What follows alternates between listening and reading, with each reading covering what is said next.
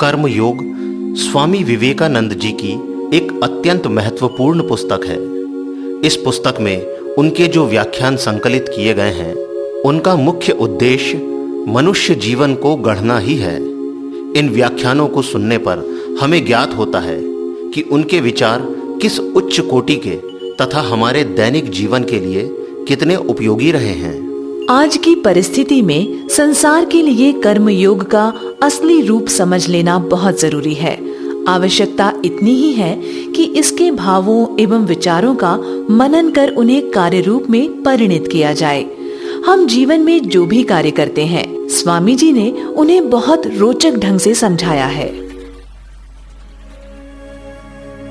कई कार्य ऐसे भी होते हैं जो मानो अनेक छोटे छोटे कर्मों की समष्टि है। उदाहरणार्थ, यदि हम समुद्र के किनारे खड़े हों और लहरों को किनारे से टकराते हुए सुने, तो ऐसा मालूम होता है कि एक बड़ी भारी आवाज हो रही है। परंतु हम जानते हैं कि एक बड़ी लहर असंख्य छोटी छोटी लहरों से बनी है, और यद्यपि प्रत्येक छोटी लहर अपना शब्द करती है, परंतु फिर भी वो हमें सुनाई नहीं पड़ता। पर जो ही ये सब शब्द आपस में मिलकर एक हो जाते हैं, क्यों ही बड़ी आवाज सुनाई देती है। इसी प्रकार हृदय की प्रत्येक धड़कन से कार्य हो रहा है। कई कार्य ऐसे होते हैं जिनका हम अनुभव करते हैं, वे हमारे इंद्रिय ग्राह्य हो जाते हैं, पर साथ ही वे अनेक छोटे छोटे कार्यों के समष्टि स्वरूप हैं। मनुष्य को जांचना हो तो उसके द्वारा किए गए महान कार्यों को नहीं, छोटे छोटे कार्यों की पड़ताल करनी चाहिए। उन्होंने कहा, यदि तुम सचमुच किसी मनुष्य के चरित्र को जांचना चाहते हो, तो उसके बड़े कार्यों से उसकी जांच मत करो। एक मूर्ख भी किसी विशेष अवसर पर बहादुर बन जाता है। मनुष्य के अत्यंत साधारण कार्यों की जांच करो, और असल में वे ही ऐसी बातें हैं जिनसे तुम्हें एक महान पुरुष के वास्तविक चरित्र का पता लग सकता है। आकस्मिक अवसर तो छोटे से छोटे मनुष्य को भी किसी न किसी प्रकार का बड़प्पन दे देते हैं, परंतु वास्तव में बड़ा तो वही है जिसका चरित्र सदैव और सब अवस्थाओं में महान रहता है। हमारी इच्छा शक्ति ही हमसे काम करवाती है। स्वामी जी ने समझाया, संसार में हम जो सब कार्यकलाप देखते हैं, मानव समाज में जो सब गति से हो रहा है, हमारे चारों ओर जो कुछ हो रहा है, वो सारा का सारा केवल मन का ही खेल है। मनुष्य की इच्छा शक्ति का प्रकाश मात्र है। अनेक प्रकार के यंत्र, नगर, जहाज, युद्धपोत आदि सभी मनुष्य की इच्छा शक्ति के विकास मात्र हैं। मनुष्य की ये इच्छा शक्ति चरित्र से उत्पन्न होती है, और वो चरित्र कर्मों से गठित होता है। अतएव कर्म जैसा होगा, इच्छा शक्ति का विकास भी वैसा ही होगा। संसार में प्रबल इच्छा शक्ति संपन्न जितने महापुरुष हुए हैं, वे सभी धुरंधर कर्मी थे। उनकी इच्छा शक्ति ऐसी जबरदस्त थी कि वे संसार को भी उलट पुलट कर सकते थे, और ये शक्ति उन्हें युग युगांतर तक निरंतर कर्म करते रहने से प्राप्त हुई थी। अच्छे काम करने की इच्छा वंशानुक्रम में नहीं मिलती। बुद्ध एवं ईसा मसीह में जैसी प्रबल इच्छा शक्ति थी, वो एक जन्म में प्राप्त नहीं की जा सकती, और उसे हम अनुवांशिक शक्ति संचार भी नहीं कह सकते, क्योंकि हमें ज्ञात है कि उसके पिता कौन थे। हम नहीं कह सकते कि उनके पिता के मुंह से मनुष्य जाति की भलाई के लिए शायद कभी एक शब्द भी निकला हो। जोसेफ ईसा मसीह के पिता के समान तो असंख्य बढ़े हो गए, और आज भी हैं। बुद्ध के पिता के सदृश लाखों छोटे छोटे राजा हो चुके हैं। अतः यदि वो बात केवल अनुवांशिक शक्ति संचार के ही कारण हुई हो, तो इसका स्पष्टीकरण कैसे कर सकते हो कि इस छोटे से राजा को, जिसकी आज्ञा का पालन शायद उसके स्वयं के नौकर नहीं करते थे, एक ऐसा सुंदर पुत्र रत्न लाभ हुआ जिसकी उपासना लगभग आधा संसार करता है। स्वामी जी ने ईसा मसीह का उदाहरण देकर समझाया।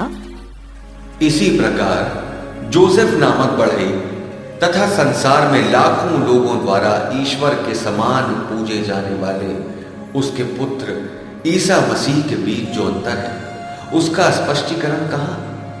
अनुवांशिक शक्ति संचार के सिद्धांत द्वारा तो इसका स्पष्टीकरण नहीं हो सकता। बुद्ध और ईसा इस विश्व में जिस महाशक्ति का संचार कर गए वो आई कहां से? उस महान शक्ति का उद्भव कहां से हुआ? अवश्य युग युगांतरों से वो उस स्थान में ही रही होगी और क्रमशः प्रबलतर होते होते अंत में बुद्ध तथा ईसा मसीह के रूप में समाज में प्रकट हो गई है और आज तक चली आ रही है। कर्म के द्वारा ही हमारी इच्छा पूर्ति होती है। स्वामी जी ने कहा, एक मनुष्य चाहे समस्त जीवन भर धनी होने के लिए एड़ी चोटी का पसीना एक करता रहे, हजारों मनुष्यों को धोखा दे, परंतु अंत में वो देखता है कि वो संपत्तिशाली होने का अधिकारी नहीं था, तब जीवन उसके लिए दुखमय और दूभर हो उठता है। हम अपने भौतिक सुखों के लिए भिन्न भिन्न चीजों को भले ही इकट्ठा करते जाएं, परंतु वास्तव में जिसका उपार्जन हम अपने कर्मों द्वारा करते हैं वही हमारा होता है। एक मूर्ख संसार भर की सारी पुस्तकें मोल लेकर भले ही अपने पुस्तकालय में रख ले, परंतु वो केवल उन्हीं को पढ़ सकेगा जिनको पढ़ने का वो अधिकारी होगा, और यह अधिकार कर्म द्वारा ही प्राप्त होता है। हम किसके अधिकारी हैं?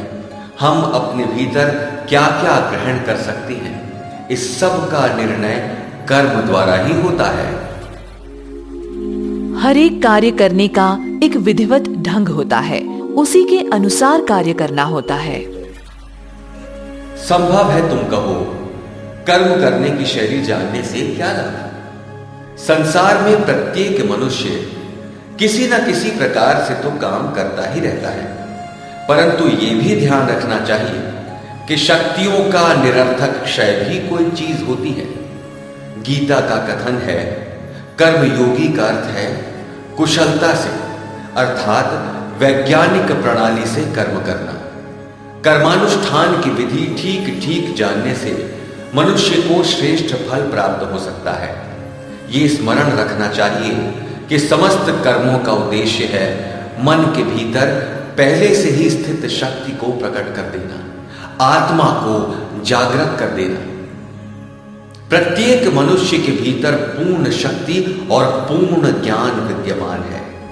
भिन्न भिन्न कर्म इन महान शक्तियों को जागृत तथा बाहर प्रकट कर देने में साधन मात्र हैं। स्वामी जी ने विभिन्न उदाहरण देकर समझाया, कार्य करने के कितने उद्देश्य होते हैं। मनुष्य नाना प्रकार के हेतु लेकर कार्य किया करता है, क्योंकि बिना हेतु कार्य हो ही नहीं सकता।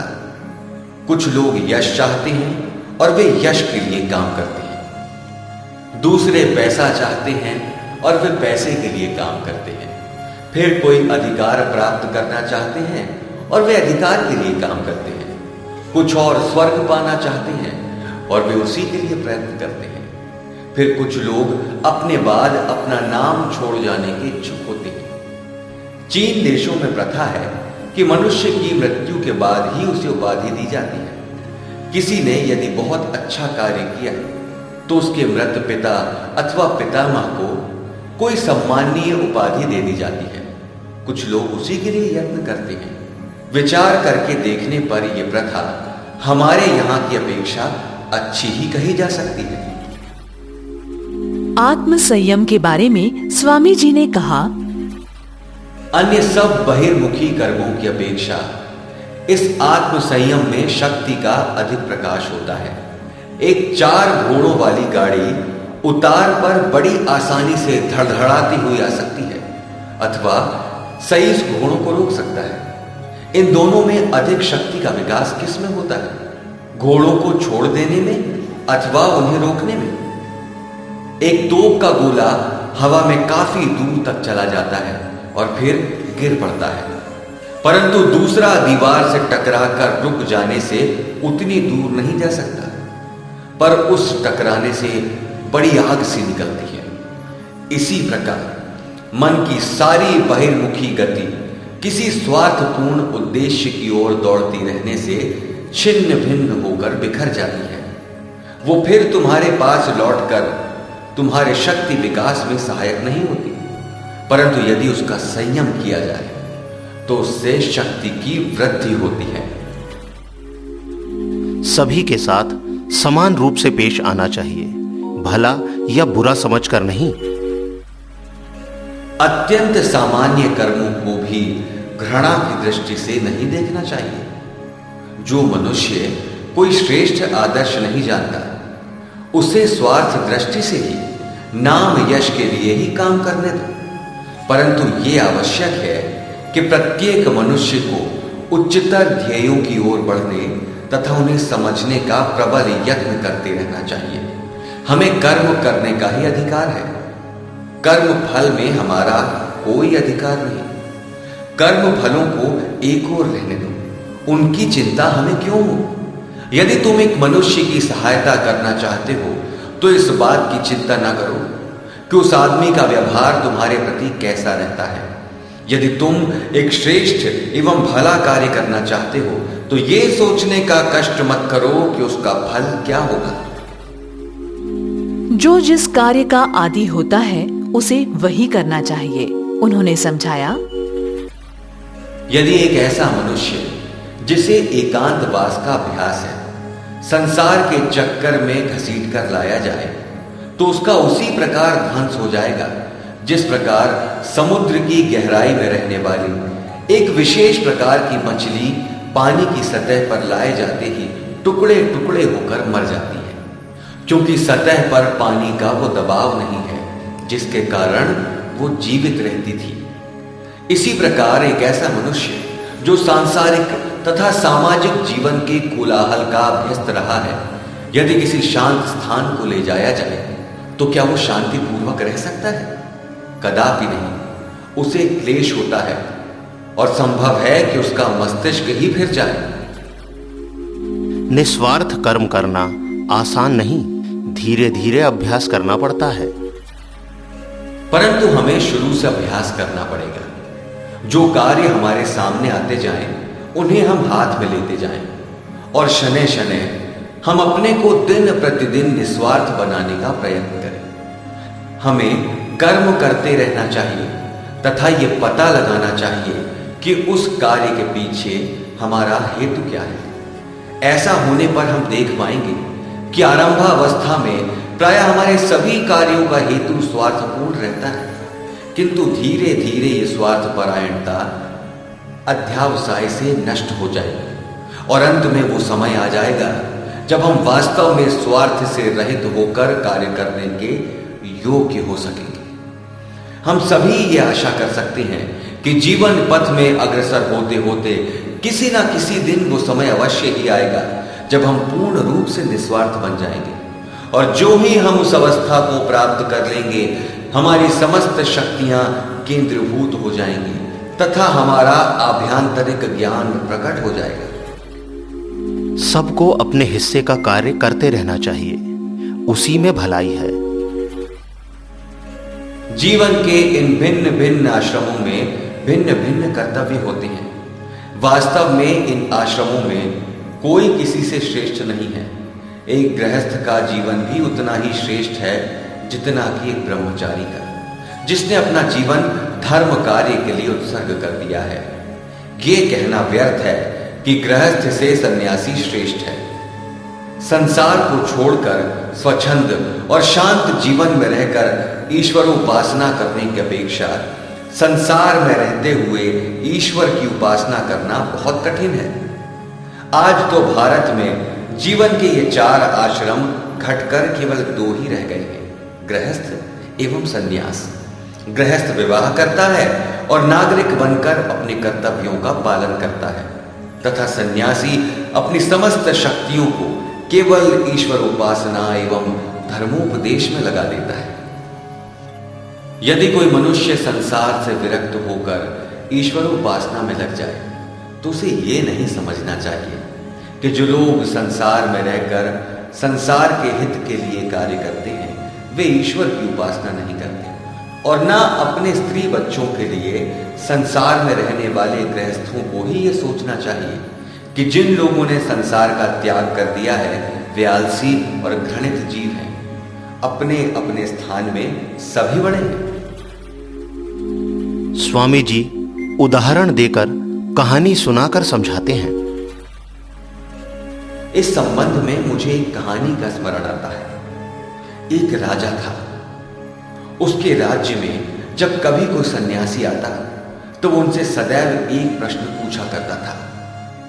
संसार का त्याग कर जो सन्यास ग्रहण करता है वो श्रेष्ठ है, या संसार में रहकर जो गृहस्थ के समस्त कर्तव्यों को करता जाता है वो श्रेष्ठ है? अनेक विद्वान लोगों ने उसके इस प्रश्न का उत्तर देने का प्रयत्न किया। कुछ लोगों ने कहा कि सन्यासी श्रेष्ठ है। यह सुनकर राजा ने इसे सिद्ध करने को कहा। जब वे सिद्ध न कर सके तो उन्हें विवाह करके गृहस्थ को जाने की आज्ञा दी। कुछ और लोग आए। उन्होंने कहा स्वधर्म परायण गृहस्थ ही श्रेष्ठ है। राजा ने उनसे भी उनकी बात के लिए प्रमाण मांगा, पर जब वे प्रमाण न दे सके तो राजा ने उन्हें भी गृहस्थ हो जाने की आज्ञा दी। अंत में एक तरुण सन्यासी आए। राजा ने उनसे भी उसी प्रकार प्रश्न किया। सन्यासी ने कहा, हे राजा, अपने अपने स्थान में दोनों ही श्रेष्ठ हैं, कोई भी कम नहीं है। राजा ने उसका प्रमाण मांगा। सन्यासी ने उत्तर दिया, हां, मैं इसे सिद्ध कर दूंगा, परंतु तुम्हें मेरे साथ आना होगा और कुछ दिन मेरे ही समान जीवन व्यतीत करना होगा, तभी मैं तुम्हें अपनी बात का प्रमाण दे सकूंगा। राजा ने सन्यासी की बात स्वीकार कर ली और उनके पीछे पीछे हो लिया। वो उन सन्यासी के साथ अपने राज्य की सीमा को पार कर अनेक देशों में से होता हुआ एक बड़े राज्य में आ पहुंचा। उस राज्य की राजधानी में एक बड़ा उत्सव मनाया जा रहा था। राजा और सन्यासी ने संगीत और नगाड़ों के शब्द सुने तथा डोली पीटने वालों की आवाज भी। लोग सड़कों पर सुसज्जित होकर कतारों में खड़े थे। उसी समय कोई एक विशेष घोषणा की जा रही थी। राजा तथा सन्यासी भी ये सब देखने के लिए वहां खड़े हो गए। घोषणा करने वाले ने चिल्लाकर कहा, इस देश की राजकुमारी का स्वयंवर होने वाला है। स्वामी जी ने अमेरिका वासियों को अपने देश में पूर्व प्रचलित स्वयंवर की प्रथा को समझाया। राजकुमारियों का अपने लिए इस प्रकार पति चुनना भारतवर्ष में पुराना रिवाज था। अपने भावी पति के संबंध में प्रत्येक राजकुमारी के अलग अलग विचार होते थे। कोई अत्यंत रूपवान पति चाहती थी, कोई अत्यंत विद्वान, कोई अत्यंत धनवान आदि आदि।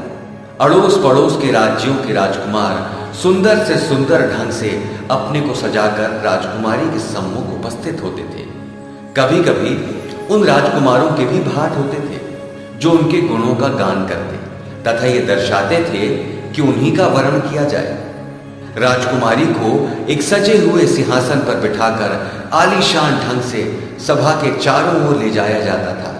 वो उन सबके सामने जाती और उनका गुणगान सुनती। यदि उसे कोई राजकुमार नापसंद होता तो वो अपने वाहकों से कहती, आगे बढ़ो, और उसके पश्चात यदि किसी राजकुमार से प्रसन्न हो जाती तो उसके गले में वरमाला डाल देती और वो राजकुमार उसका पति हो जाता था।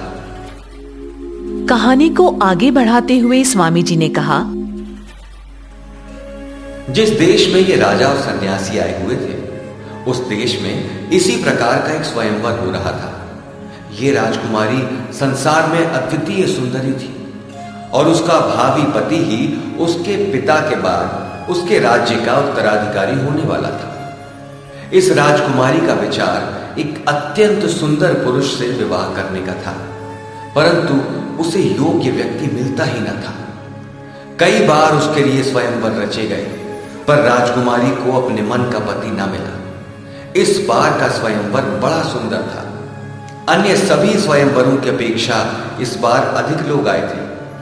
राजकुमारी रत्न जड़ित सिंहासन पर बैठकर आई और उसके वाहक उसे एक राजकुमार के सामने से दूसरे के सामने ले गए। परंतु उसने किसी की ओर देखा तक नहीं। सभी लोग निराश हो गए और सोचने लगे कि क्या अन्य अवसरों की भांति इस बार का स्वयंवर भी असफल ही रहेगा। इतने में वहां एक दूसरा तरुण सन्यासी आ पहुंचा। वो इतना सुंदर था मानो सूर्यदेव ही आकाश छोड़कर स्वयं पृथ्वी पर उतर आए। वो आकर सभा के एक ओर खड़ा हो गया और जो कुछ हो रहा था उसे देखने लगा। राजकुमारी का सिंहासन उसके समीप आया और जो ही उसने उस सुंदर सन्यासी को देखा त्यों ही वो रुक गई और उसके गले में वरमाला डाल दी। तरुण सन्यासी ने एकदम माला को रोक लिया और ये कहते हुए छी छी ये क्या है, उसे फेंक दिया। उसने कहा, मैं सन्यासी हूं, मुझे विवाह की क्या प्रयोजन। उस देश के राजा ने सोचा कि शायद निर्धन होने के कारण ये राजकुमारी से विवाह करने का साहस नहीं कर रहा है। अतएव उसने उससे कहा, देखो मेरी कन्या के साथ तुम्हें मेरा आधा राज्य अभी मिल जाएगा और संपूर्ण राज्य मेरी मृत्यु के बाद। और ये कहकर उसने सन्यासी के गले में फिर माला डाल दी। उस युवा सन्यासी ने माला फिर निकालकर फेंक दी और कहा, छी ये सब क्या झंझट है, मुझे विवाह से क्या मतलब। और ये कहकर वो तुरंत सभा छोड़कर चला गया। इधर राजकुमारी इस युवा पर इतनी मोहित हो गई कि उसने कह दिया कि मैं इसी मनुष्य से विवाह करूंगी, नहीं तो प्राण त्याग दूंगी। और राजकुमारी सन्यासी के पीछे पीछे उसे लौटा लाने के लिए चल पड़ी। इसी अवसर पर अपने पहले सन्यासी ने जो राजा को यहां लाए थे, राजा से कहा, राजन चलिए, इन दोनों के पीछे पीछे हम लोग भी चले। निदान वे उनके पीछे पीछे काफी फासला रखते हुए चलने लगे।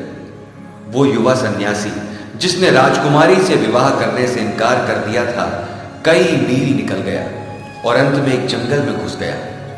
उसके पीछे राजकुमारी थी और उन दोनों के पीछे ये दोनों। तरुण सन्यासी उस वन में भली भांति परिचित था तथा वहां के सारे जटिल रास्तों का उसे ज्ञान था। वो एकदम एक रास्ते में घुस गया और अदृश्य हो गया। राजकुमारी उसे फिर देख न सकी। उसे काफी देर ढूंढने के बाद अंत में वो एक वृक्ष के नीचे बैठ गई और रोने लगी, क्योंकि उसे बाहर निकलने का मार्ग नहीं मालूम था। इतने में ये राजा और सन्यासी उसके पास आए और उससे कहा, बेटी रो मत, हम तुम्हें इस जंगल से बाहर निकाल ले चलेंगे, परंतु अभी बहुत अंधेरा हो गया है जिससे रास्ता ढूंढना सहज नहीं। यहीं एक बड़ा पेड़ है, आओ इसी के नीचे हम सब विश्राम करें और सवेरा होते ही हम तुम्हें मार्ग बता देंगे। अब उस पेड़ की एक डाली पर एक छोटी चिड़िया, उसकी स्त्री तथा उसके 3 बच्चे रहते थे। उस चिड़िया ने पेड़ के नीचे इन 3 लोगों को देखा और अपनी स्त्री से कहा, देखो हमारे यहां ये लोग अतिथि हैं, जाड़े का मौसम है, हम लोग क्या करें, हमारे पास आग तो है नहीं। ये कहकर वो उड़ गया और एक जलती हुई लकड़ी का टुकड़ा अपनी चोंच में दबा लाया और उसे अतिथियों के सामने गिरा दिया। उन्होंने उसमें लकड़ी लगा लगा कर खूब आग तैयार कर दी, परंतु चिड़िया को फिर भी संतोष न हुआ। उसने अपनी स्त्री से फिर कहा, बताओ अब हमें क्या करना चाहिए, ये लोग भूखे हैं और इन्हें खिलाने के लिए हमारे पास कुछ भी नहीं है। हम लोग गृहस्थ हैं और हमारा धर्म है कि जो कोई हमारे घर आए उसे हम भोजन कराएं। जो कुछ मेरी शक्ति में है मुझे अवश्य करना चाहिए, मैं उन्हें अपना ये शरीर ही दे दूंगा। ऐसा कहकर वो आग में कूद पड़ा और भून गया।